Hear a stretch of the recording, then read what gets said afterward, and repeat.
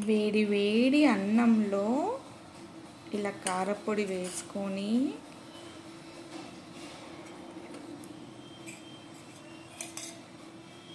తర్వాత నెయ్యి వేసుకొని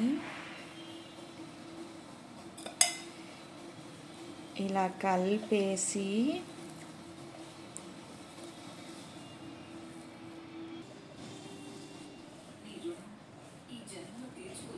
ఇలా మొత్తం మంచిగా మ్యాష్ చేస్తే అన్నం నెయ్యి పొడి ఎంత బాగా కలుస్తాయో చూస్తుంటే నోట్లో నీళ్ళు వస్తున్నాయి కదా.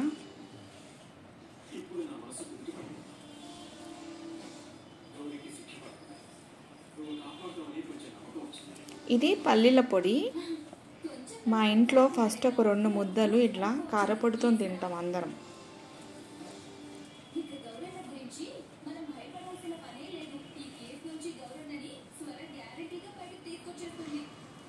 ఇలా ముద్దలు చేసుకొని ఇంకా తినేయడమే. మీ అందరికీ కూడా ముద్దలు తినేసేయండి. Thank you for watching my video.